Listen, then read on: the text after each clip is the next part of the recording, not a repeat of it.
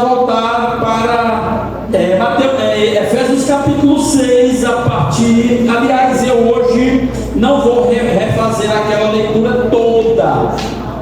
Antes de ler, eu quero fazer uma pergunta para os irmãos. Quem aqui tem pés bonitos? Olha, o Jota levanta as duas mãos, você tem que levantar os dois pés. Mas está cansado, né? Menino modesto, pastor modesto, né? Já pensou? Não é cheiroso, mas é bonito. Não é cheiroso, você não tem dúvida. Espero que ele seja inversamente bonito e inversamente ao cheiro, né? Eu perguntei assim só para provocar mesmo. Eu acho que eu já ouvi falar que tem pessoas, homens que são fissurados, tem um fetiche com os pés das mulheres.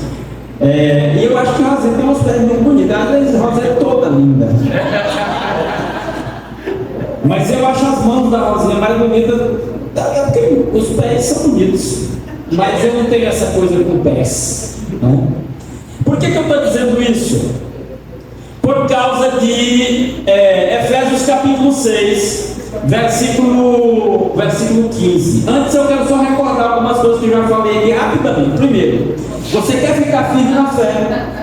Você quer estar preparado para enfrentar as ciladas do maligno?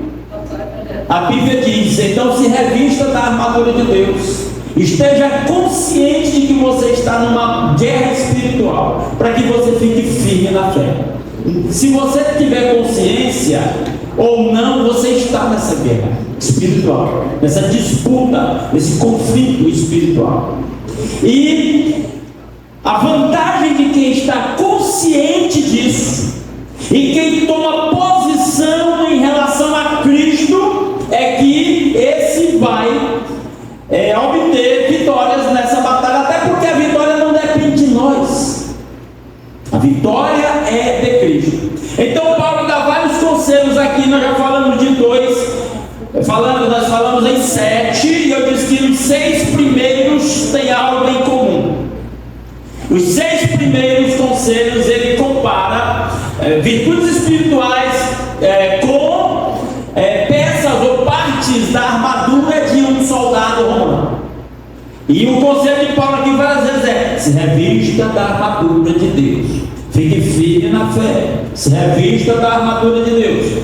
E a primeira coisa que ele manda: você quer ficar firme na fé, quer resistir às investidas do inimigo, ele diz: cinja-se com a verdade. Ele compara a verdade com um cinto que você põe na sua cintura. Segundo, você quer ficar firme na fé, ele diz: vista a couraça da justiça. Falamos disso aqui na quarta-feira passada. E agora chegamos ao versículo 15. Qual é o conselho? Você quer ficar firme na fé? Olha o conselho no versículo 15. Já está projetado lá. E tende os pés calçados com a prontidão do Evangelho da paz. Quer ficar firme na fé? Quer resistir às investidas do inimigo? O conselho dele é o quê? De novo, versículo 15: tendo os pés calçados com a prontidão do Evangelho da paz. O que significa isso? Vou resumir, vou dizer isso de outra forma. Vou fazer uma paráfrase desse versículo 15. Você quer ficar firme na fé? Por onde você andar, prega o Evangelho. É um tremendo de um desafio. Você quer ver alguns textos bíblicos? Vamos ler alguns textos bíblicos aqui para a gente ver essa questão. Isaías capítulo 52, versículo 7. Alguém pode ler para nós? Um irmão vai ler Isaías 52, 7. Outro irmão vai ler Romanos capítulo 10, versículo 15. Outro irmão vai ler Lucas 8, verso 5 e verso 11. Por favor, quem encontrou Isaías 52, 7, lê em voz alta para nós. Que formosos são sobre os montes os pés do que anuncia as boas novas, que faz ouvir a paz, que anuncia coisas boas, que faz ouvir a salvação, que diz a Sião: o teu Deus reina. Quão formosos Quão bonito, você quer ter pés bonitos? Bonito aos olhos de Deus são os pés dos que andam anunciando as boas novas. Bonitos aos olhos de Deus são os pés daqueles que andam pregando o Evangelho. Não é o formato dos seus pés, não é se as suas unhas estão bem pintadas, bem cortadas, bem arrumadas, não. É o que você faz que faz com que os seus pés sejam bonitos aos olhos de Deus.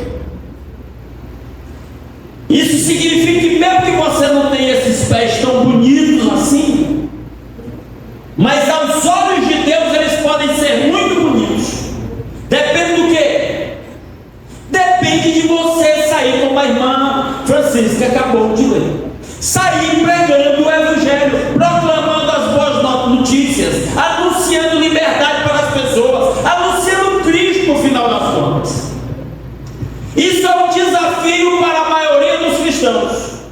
Vir para a igreja é muito fácil, ler Bíblia é muito fácil, até orar eu acho que é uma coisa que muita gente não pratica muito, mas é relativamente fácil. Outras coisas como cantar,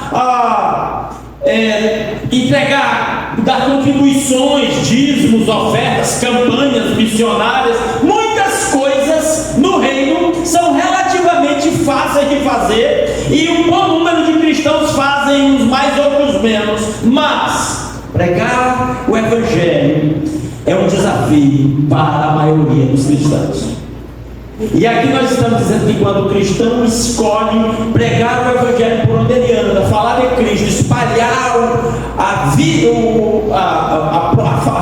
promessa de Cristo no mundo, duas coisas acontecem. Deus o olha e o vê como alguém que tem os pés bonitos. Pés bonitos aqui é sinônimo de pés úteis. Significa que você vai andando e pregando. Então a primeira coisa, pregar o Evangelho faz você ter pés bonitos aos olhos de Deus. E pregar o Evangelho faz você se tornar firme contra os ataques de Satanás. O apóstolo Paulo fala que nós temos armas de ataque e armas de defesa. E aqui nessa lista há algumas armas de defesa, como o escudo é uma arma de defesa, mas a espada é uma arma de ataque. E aqui o Evangelho é tido como um calçado, é uma proteção, é uma arma de defesa. É interessante isso, porque se a gente fosse avaliar fora do contexto da palavra, nós vamos achar que pregar o Evangelho é uma arma de ataque, mas não. Paulo a coloca aqui como uma arma de defesa, é como um calçado que você calça, porque dá a ideia da dinâmica, porque na Bíblia é assim. O crente é andando e pregando, é andando e testemunhando, é andando e brilhando, é andando e sendo sal, como eu preguei aqui domingo à noite. A questão é o que você está fazendo e quando está andando. E aí, entenda isso: andando dentro de casa, andando na vizinhança, andando para o trabalho, andando no trabalho, andando na praça, no shopping, andando por onde você anda. É o que você está fazendo por onde você está andando. É o que você está compartilhando com as pessoas que cruzam o seu caminho. É esse o significado do Evangelho. Vamos ler os outros textos para você ver como essa ideia reforça. Quem achou Romanos capítulo 10, verso 15, leia por favor. Outro irmão, participe aí.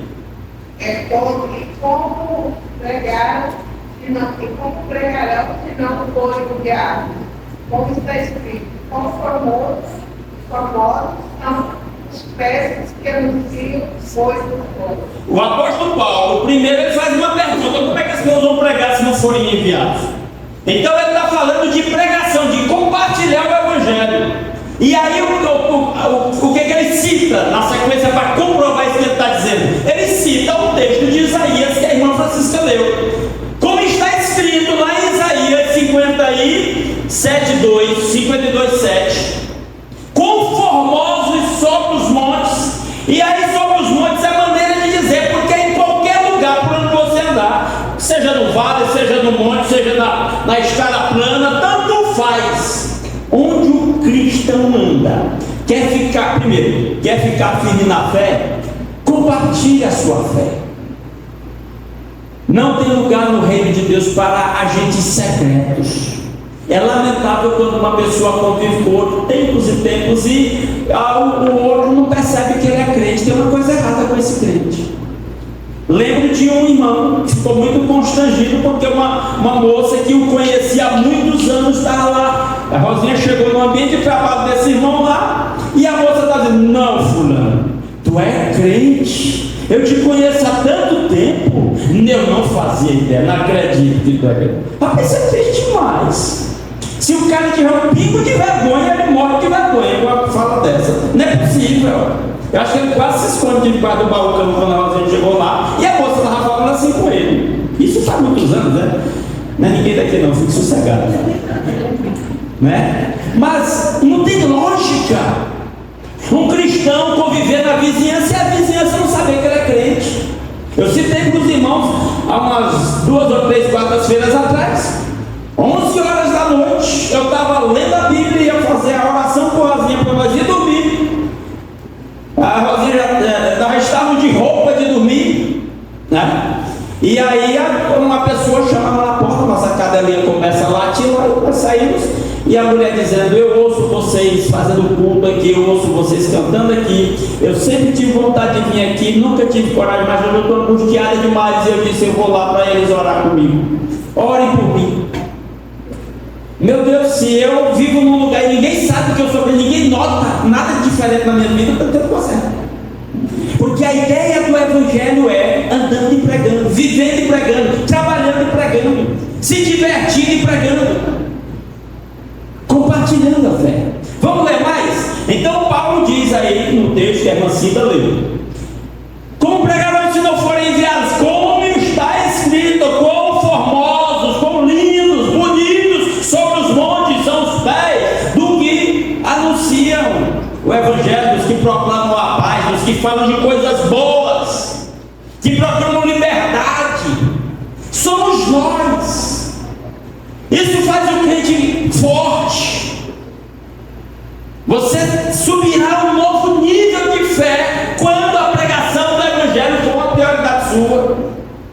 Quando as pessoas perceberem em qualquer ambiente, bem que você não abra a boca, com o seu testemunho, com a sua conduta, que você é cristão. Você sobe a um novo nível. Vamos ler um pouquinho mais? Olha, quem achou Lucas capítulo 8, versículo 5, por favor, leia para nós. Outro irmão que não participou ainda, ou irmã. O semeador saiu a semear a sua semente. Quando semeava, caiu alguma junto do caminho e foi pisada, e as aves do céu a comeram. É esse aqui mesmo? Esse mesmo, exatamente. O semeador saiu a semear enquanto... Como é que está aí? Deixa eu olhar aqui, que lá fica meio ruim. Lançava a semente. Enquanto lançava a semente, parte dela caiu lá dentro do caminho, outra parte caiu no meio das pedras, outra parte caiu no meio dos espinhos. Eu lembro de uma mensagem que eu preguei há, 30 anos atrás, e o título da mensagem foi o semeador do corpo furado. Não sei se a maioria não sei se sabe o que é corpo. Lá no Maranhão tem uma palmeira chamada babaçu. O pessoal tira a palha do babaçu, a palha mais nova, que chama de olho do babaçu, e faz um cesto de palha. E no sertão isso é muito usado para carregar cereais, carregar muita coisa, para ir para a roça, carregar coisas da roça no cofre. E aí eu disse, eu preguei essa mensagem dizendo: o cristão do corpo furado. Nós precisamos ser cristão do corpo furado. O que é o cristão do corpo furado? É só frustração. Você vê que nessa história do semeador, por onde ele anda, a semente não vai caindo. Parece que a semente vai caindo. Quem é a pessoa com, vamos dizer assim, com bom senso, que vai jogar a semente no meio dos espinhos, ou semente no meio das pedras? Não tem lógica. Mas isso aí ao mesmo tempo nos ensina que o cristão, ele espalha o Evangelho por onde ele anda.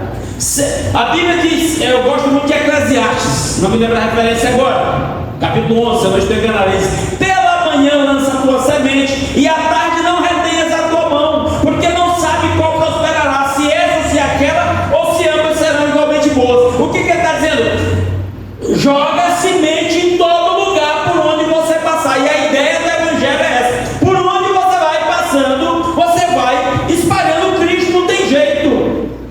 E aí, de novo, eu estou batendo nessa tecla. Se você não está espalhando Cristo por onde você está passando, tem uma coisa errada com a sua vida. Se as pessoas não estão notando a diferença do Evangelho na sua vida, tem um pé errado. Se preocupe com isso. Ore a Deus, peça a Deus para resolver isso na sua vida, porque tem um negócio errado. Certo? Mas vamos ler. A irmã Rosinha leu o versículo. Leu o versículo 5, e a irmã Rosinha leu também o versículo 11.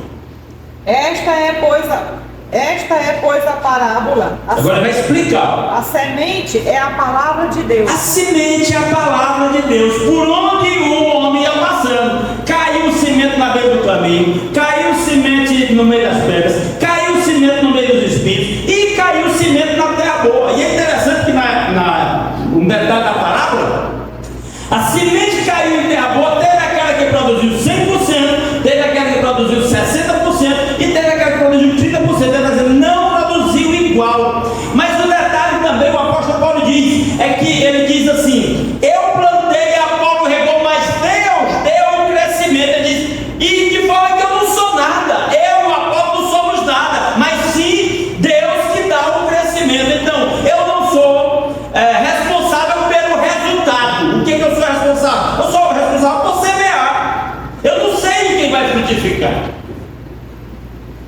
Uma coisa que eu já desisti, eu não faço, eu acho que eu já fiz isso, mas não faço mais, é dizer assim: aquele ali tem um coração duro demais, tem jeito não, aquele ali não se converte não, porque teve gente que eu já pensei assim, que não tinha jeito, não ia se converter, e se converteu e teve a vida transformada de uma forma impressionante. E por outro lado, já houve gente que eu disse, aquele ali está facinho, parece que vai se converter, e um facinho, vai passando anos e anos, e morre sem se converter. E resultado, eu não sei quem é que vai se converter e nem quem não vai. Não sei. Eu sei de uma coisa, Deus espera que eu faça o quê? Que eu vá andando e semeando, andando e plantando, andando e jogando a semente. E isso vale para mim e vale para você, meu irmão.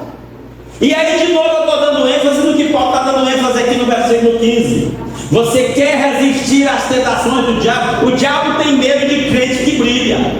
O diabo tem medo de crente cheio do Espírito Santo. O diabo corre com medo de crente. Eu fico impressionado com crente com medo de demônio, de gente endemoniada. Pois é, quem tinha que ter medo do cristão, aliás, quem tem medo do cristão é o demônio, quando o cristão está cheio do Espírito Santo. O que Tiago diz? Tiago 4,7, marca na sua Bíblia: sujeite-se a Deus, resista ao diabo. E o que o diabo faz? Ele te ataca? Ele foge de ti. O simples é: se o diabo não está fugindo de você, é porque você não está suficientemente submisso a Deus. Precisa se submeter mais. Inclusive a gente fala demais em adoração, a gente canta, acabamos de cantar aqui, te adorarei, não importa, não importam as circunstâncias. Você sabe o que é adoração? Você está pensando que adoração é se emocionar aqui na frente, louvar e tal? Isso é muito bom e faz parte, mas não é o principal da adoração. O principal da adoração, a palavra adoração significa se curvar, se prostrar, se render, se submeter. Eu adoro a Deus se eu estiver aqui cantando bonito, emocionado, e vendo em fora eu estiver fazendo coisa errada, ignorando a vontade de Deus para a minha vida, eu sou um falso adorador. É só conversa. Pode ser só espetáculo para o povo ver. Porque a adoração é um coração rendido. É prostrar-se diante de Deus e dizer: está aqui, Senhor, para viver, para morrer, igual voto de casamento. Na saúde, na doença, na alegria, na tristeza, na prosperidade, na pobreza, na vida e na morte. No casamento ele até que a morte o separe, né? Pois é, para com Deus não. Na vida e na morte. Isso é adoração. Isso é rendição. Então, quando nós somos chamados aqui para compartilhar o Evangelho, nós temos que nos submeter a Deus, nos render a Deus.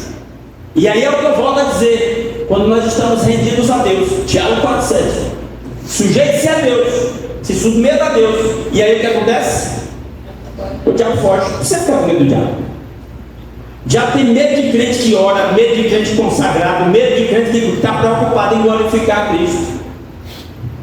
Tem medo, ele tem medo, ele corre com medo. Certo? E ainda nesse ponto, talvez a gente não passe para o próximo ainda, mas para ficar firme na fé, siga, ande, pregando o Evangelho. Vamos ler Marcos capítulo 16, versículo 15. Quem pode ler para nós? Marcos capítulo 16, versículo 15. E depois vamos ler o outro. Olha lá, a Bárbara projetou aqui para nós.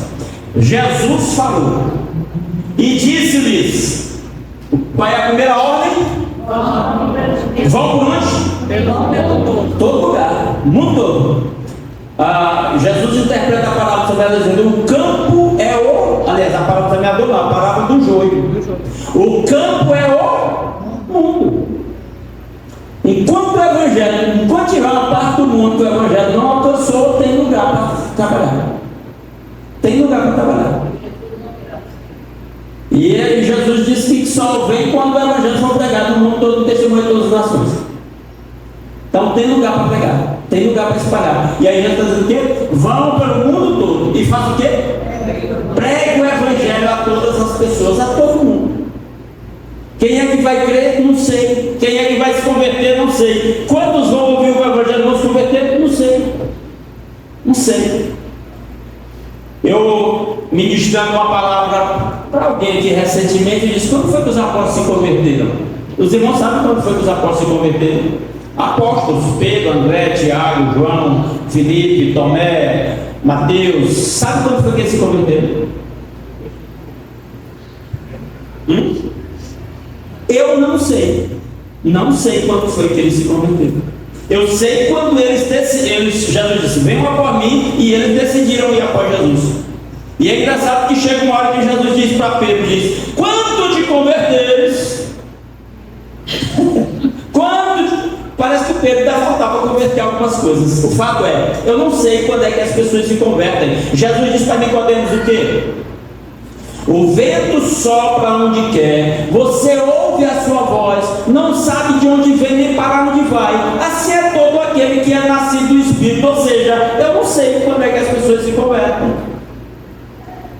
Eu posso ver os frutos de conversão. Às vezes uma pessoa teve uma experiência dramática, muito dramática, aparentemente de conversão. Dali uma semana o drama passou e ele está vivendo a mesma vidinha de sempre. Se converteu? Eu tenho minhas dúvidas. Jesus não disse que a gente conhece o fruto pelas árvores, pela árvore, ou a árvore pelos frutos? A gente conhece a árvore pelo fruto. Então, não sei quem é que vai se converter e nem quando. O que eu tenho que fazer? Isso é um assunto de Deus. O meu assunto que Jesus espera de mim é que eu vá pelo mundo todo andando por onde Ele me levar. Por onde Ele me levar, eu devo ir semeando. Vai ter resultado? Não sei. Não é da minha conta. É como se Jesus estivesse dizendo: não é da sua conta. Alguém vai se converter, Senhor? Não é da sua conta. Sua conta é pregar. Vá pregar. Deixa a questão da conversão comigo. Sua responsabilidade é: vá pregar, vá saindo e pregando. Aquele texto muito conhecido de Mateus capítulo 28, e aí a gente vai terminar lá com o Efésios 6,15, né?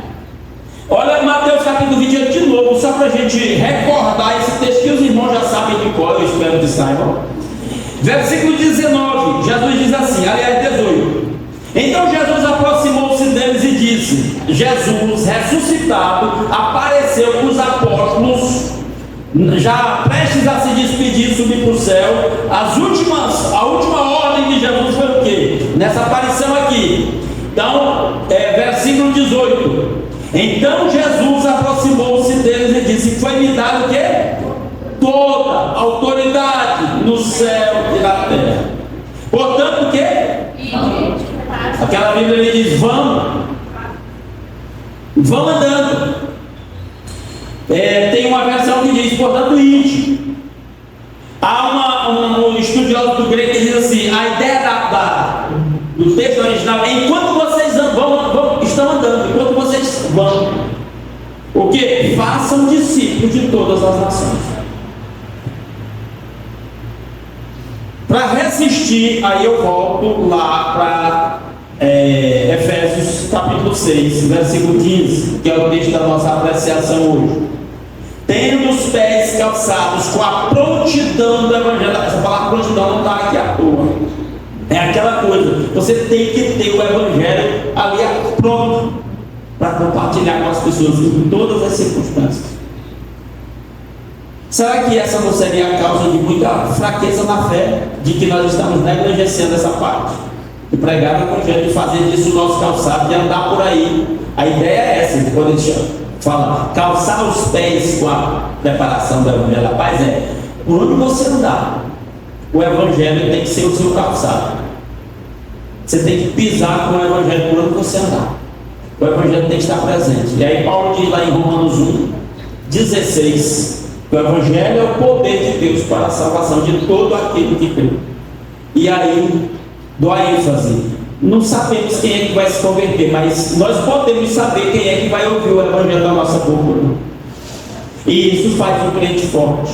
Isso fortalece o crente.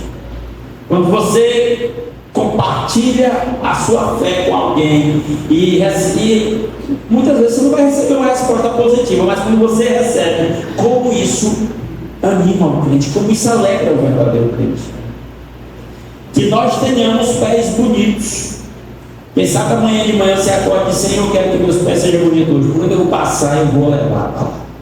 Eu vou dar o meu testemunho. Eu vou refletir o seu brilho, a sua glória.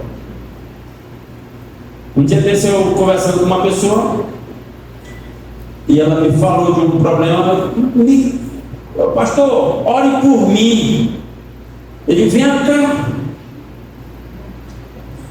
Ele achou que eu ia orar lá em casa. Eu disse: não, rapaz, vem aqui mesmo. Fecha os olhos aqui e bora orar agora. Jesus está bem aqui. E é aqui mesmo que nós moramos. Você já passou por essa experiência? Eu já vi. Eu lembro de uma irmã, só encerrar com essa fala. Eu lembro de uma irmã. Ela disse que um dia estava no salão de cabeleireira com as outras mulheres. E aí uma amiga dela, conhecida lá no mesmo salão, disse: dona fulana, eu estou passando por um problema tão difícil, eu não estou conseguindo dormir à noite, eu queria que você é crente, né? Ore por mim. E a irmã: tá bom, eu vou orar. E foi embora e nunca mais lembrou da mulher, nem da oração. Aí passou um dia e encontrou a mulher de novo, passou um tempo, encontrou a mulher de novo. Ela disse: ô minha irmã, muito obrigado por aquelas orações que você fez por mim. A coisa foi passando e eu passei a dormir melhor. Eu estou tão bem agora, obrigado. Ela disse: meu Deus do céu, eu não orei pela senhora. Às vezes a gente diz que vai orar e não ora. Mestre, eu passei por uma experiência dessa em um CMEI que eu trabalhei. Eu trabalhava no vespertino, e a colega da outra sala do lado entrou na sala e veio assim aflita conversar comigo sobre um problema dela, pedindo oração. Falei: nós vamos orar agora. E assim, agora, aqui no CMEI? Falei: sim, não tem problema, as crianças estão lá. Eu orei com ela ali, mas o que me chocou foi que aquela colega era contrato. E no outro dia, eu senti falta dela no CMEI e perguntei: cadê a fulana? Não, chamaram, foi devolvida. Deu um incentivo para o lugar dela e ela foi para outra instituição. Se eu tivesse orado com ela naquele dia, eu não oportunidade de orar com ela, provavelmente, não é isso? Exatamente. Pois é, quando alguém pedir, aliás, não precisa nem pedir oração. Quando a pessoa estiver conversando com você e falar de preocupação, de problema, aproveita, gente. Deus pôs uma pessoa na tua frente para você abençoar ela com o Evangelho. Uma coisa que eu desenvolvi na época da pandemia para cá. Eu lembro que ele estava confinado em casa e um dia do nada chega uma mensagem no meu celular de um número desconhecido, que eu fui olhar, era o meu ex-professor do seminário, diretor do seminário onde eu estudei anos atrás, que tinha ido embora lá para Porto Alegre para lá como missionário. E nos primeiros dias da pandemia ele me manda um áudio e na oração ele achou meu número, não sei como, eu não tinha o número dele. E aí ele fez uma oração por mim: Senhor, abençoa o pastor Arquimedes, abençoa a família do pastor Arquimedes nesse tempo de pandemia aí. E orou, rapaz, aquilo mexeu demais comigo. Eu digo, vou começar a fazer isso com os outros. E estou que faço. Irmão meu tem feito isso com alguns amigos deles. E como isso, tem tantos meios da gente semear o evangelho. Tem tantos meios, isso abençoa tantas pessoas. Sabe qual é o problema? É que a gente se acomoda, a gente negligencia. Cuidado, que Deus nos abra o coração, o entendimento e nos use, que nós nos deixemos usar. Porque isso também fortalece, além de abençoar os outros, é aquilo que eu sempre digo: quanto mais nós abençoamos os outros, mais nós somos abençoados. Isso é princípio bíblico. Exatamente. A quem tem muito, muito mais do será dado. A quem não tem, o que Jesus disse? Uma palavra dura: até o que tem será tirado. Vamos ter e semear, que Jesus vai multiplicar. Amém?